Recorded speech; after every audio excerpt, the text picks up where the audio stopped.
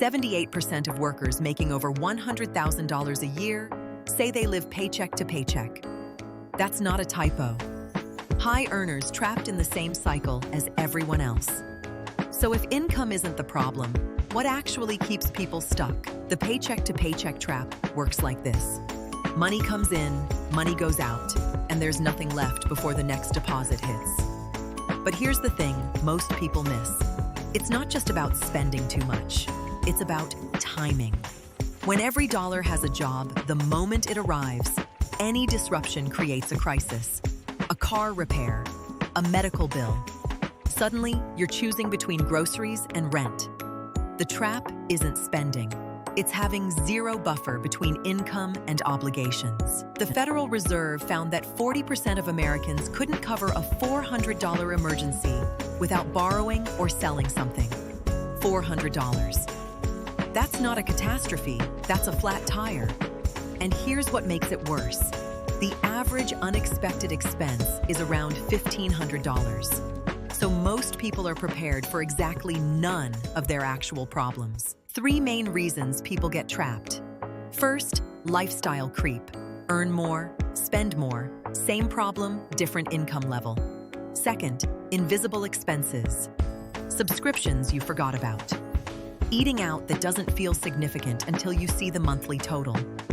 Third, the debt spiral. Using credit to cover gaps, then paying interest that makes the gaps bigger.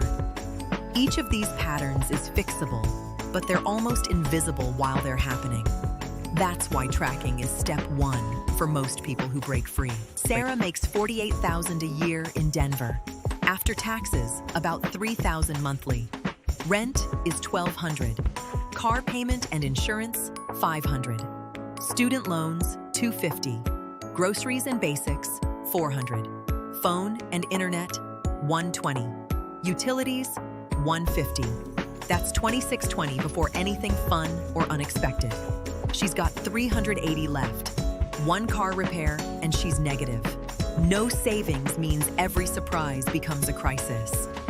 This is the trap at median income. Most financial experts suggest starting with visibility. Track every dollar for 30 days.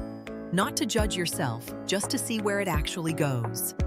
Apps like Mint or YNAB automate this, or a simple spreadsheet works. The goal is finding the invisible leaks. For most people, this reveals $200 to $500 monthly that just evaporated. Doesn't mean cutting everything, but you can't fix what you can't see. After 30 days, patterns emerge. That's when people typically find their first savings opportunity. Financial planners generally talk about 3 numbers. $500 first. That covers the majority of small emergencies and keeps you out of the debt spiral. Then $1,000. That's a deductible, a significant repair, a real buffer. Eventually, 3 to 6 months of expenses. That's full security. But trying to save 6 months right away paralyzes people. $500 first. It's achievable, and it changes everything. Here's how many people build that first buffer. Find 1 expense to cut or reduce. Maybe it's eating out twice less per month. That's $80. A subscription you don't use, another $15. Downgrade 1 service, 20 more. That's $115 monthly. Automatically move it to savings the day you get paid, not at the end of the month. First thing, in 4 months, you hit $500. Suddenly, the next surprise doesn't destroy you. That psychological shift is huge. Back to Sarah. She finds $120 in subscription cuts, reduces eating out by $60 monthly. That's $180. In 6 months, she has $1,000 saved. Her car needs new brakes.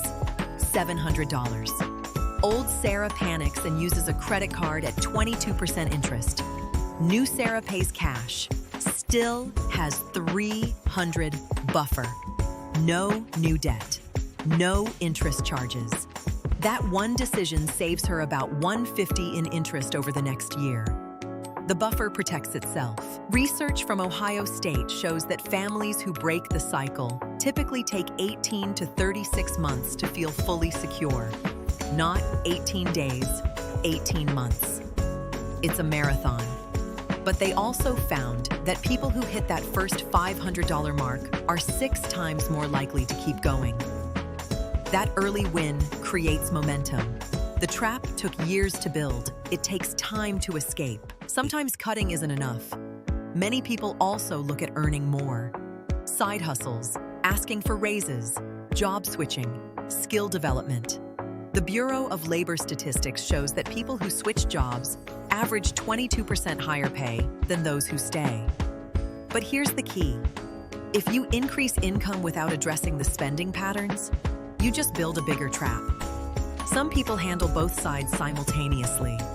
More coming in, better habits with what's already there. 3 things that derail people. 1, trying to save too much too fast and giving up. Start small. 2, not automating. Willpower fails. Systems work. 3, treating the buffer as regular spending money. That $500 isn't for wants. It's for emergencies only. Otherwise, you're just moving money around, not building actual security. The people who succeed treat their emergency fund like it doesn't exist until it absolutely has to. The paycheck to paycheck trap isn't about income level. It's about having 0 buffer between money arriving and money leaving. Breaking free typically starts with 30 days of tracking to find invisible leaks. Many people target $500 first because it's achievable and covers most small emergencies. The method that works for a lot of people is cutting small expenses, automating transfers, and treating the buffer as untouchable, except for true emergencies. It usually takes 18 to 36 months to feel fully secure, but that first $500 creates momentum that makes the rest easier. Everything covered here is for educational purposes only. This is not financial advice. Every situation is different. Consider speaking with a licensed financial advisor before making any major money decisions.